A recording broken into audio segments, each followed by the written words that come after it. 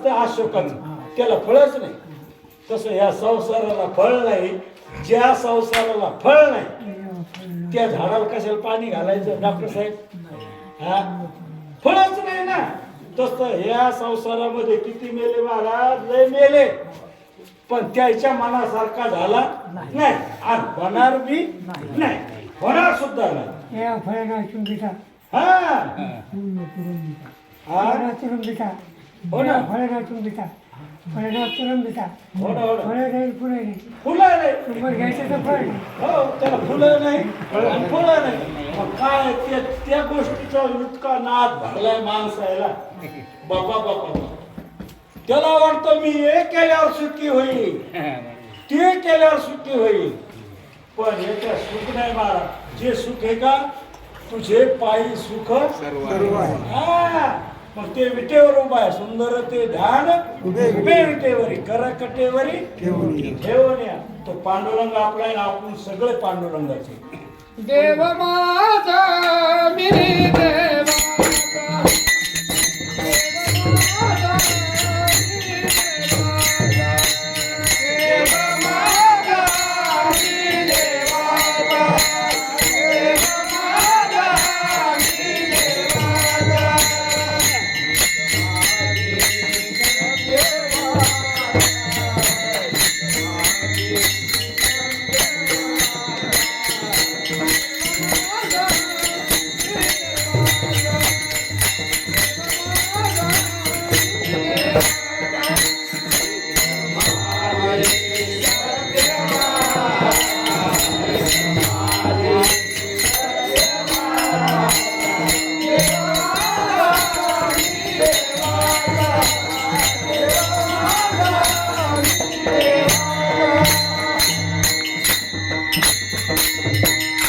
वाटायला पाहिजे आपल्याला, देव माझा आणि मी देवाचा आहे.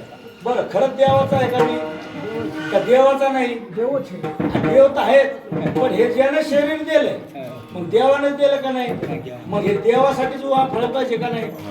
हा, ज्यानं आपल्यावर उपकार केले, हे शरीर दिलं, याच्यात काहीच कमी नाही दिलं. पुन्हा बोट दिले पायाला, काही आखूड दिले, काही लांब दिले, हाताला बी काही बोट लांब आहेत, काही आखूड आहेत, पण जेवताना एका जागेवर येत. हा, जर कणगुळीच लांब दिली असती तर एका जागेवर आली नसती. मग इतकं देवाचे उपकार आहेत आपल्यावर. नाक बी दिलं, पुन्हा नाक नसतं दिलं तर झोपला असतं घेतो आपण. कान नसते दिले तर झुंबर कसं घातले? पण देवाचे अनंत उपकार आहे. आणि तो चालवणार आहे पुन्हा आपल्याला. आपल्या मनानं चालता येत नाही, आपल्या मनानं काहीच करता येत नाही, पण मला वाटायला हे जे करतो का मी करतो. आणि ह्या मीनच एवढी भानगड केली, नाही तर इतका पसारा लांबत नव्हता. मानसाची देव चालवी अंधारात.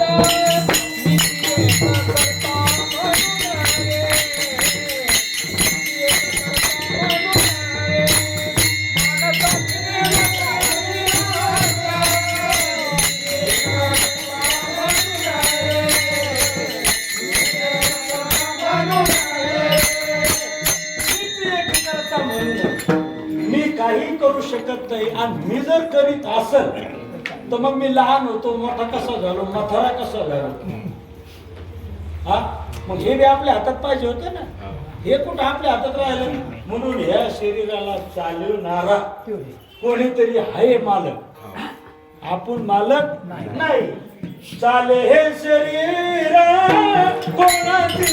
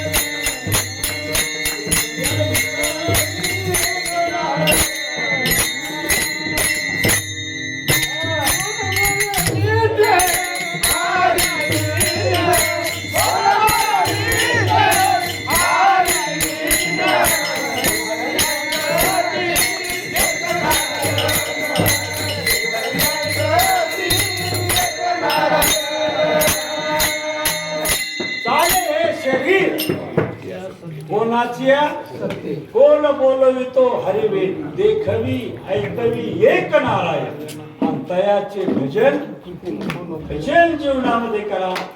भजन केल्याशिवाय पर्याय केवढा जरी असला श्रीमंत, केवढा जरी गरीब असला, झोपड्यात राहणारा असू दे, पण भजन करीत जर असला तर देवाला त्याच ऐकावं लागत. श्रीमंत जरी असला आणि भजन करीत असला तरी देवाला त्याच ऐकावं लागत. म्हणून जीवनामध्ये आपण भजन करायला पाहिजे. तसं त्या गवळणीला तुकोबारायनं पाहिलं, ती काय लय हुशार नव्हती, एकदम साधी आणि भोळी होती. अभंगाच्या तिसऱ्याच्या आपली याचा विसर भोळा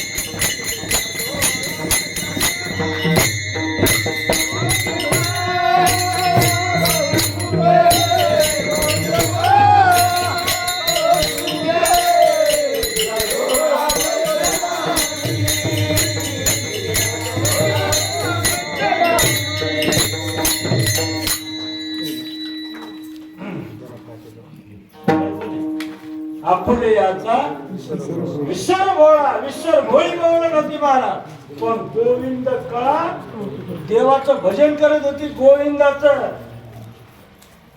देखिला डोळा बैसला म्हणी आणि तोची वदनी ती मुखामध्ये नाम,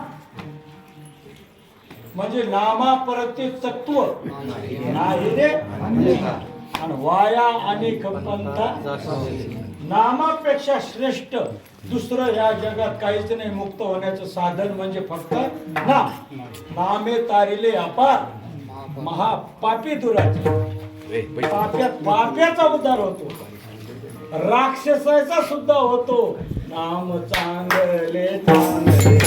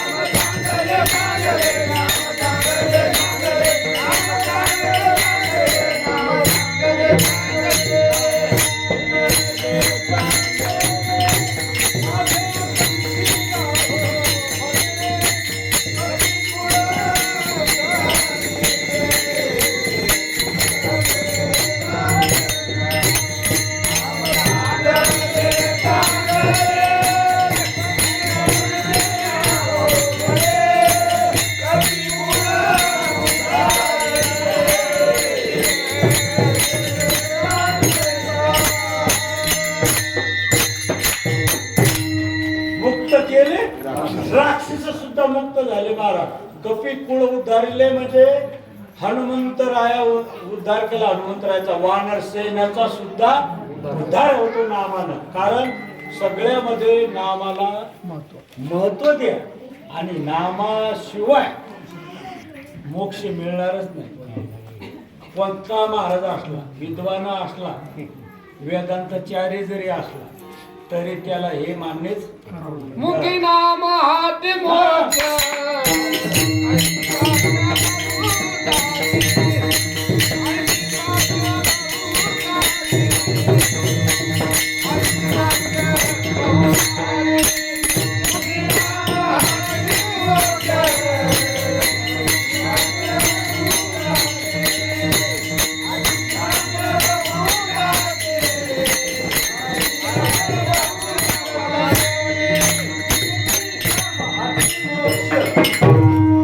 आणि आयसी साक्ष बहुताची.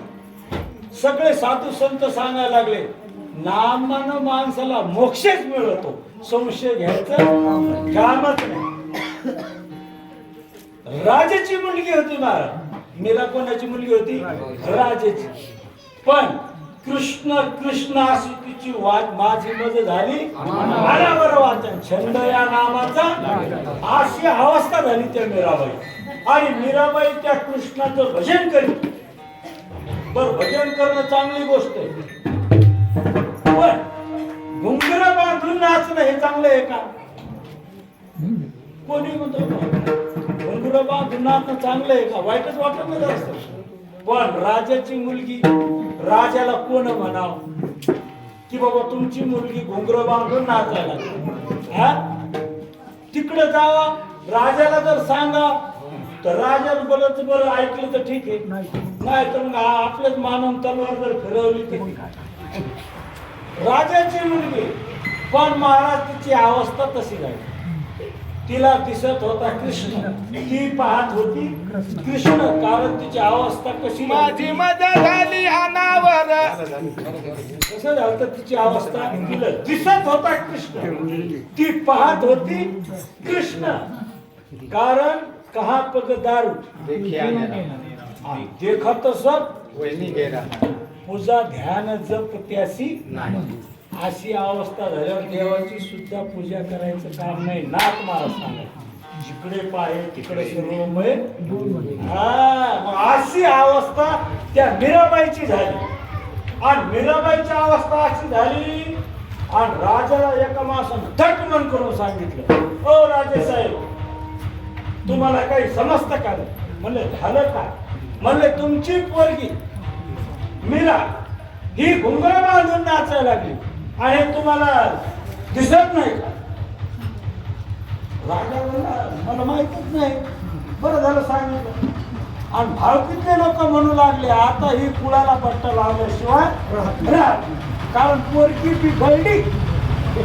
पद घुंगरू बांधून मीरा नाची रे, पद घुंगरू बांधून मीरा नाची रे,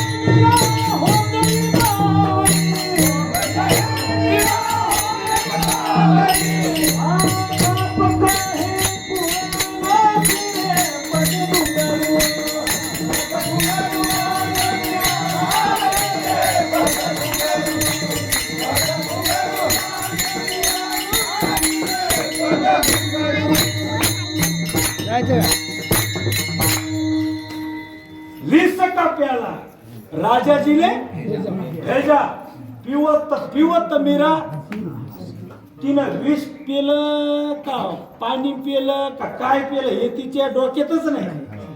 ती हसत होती.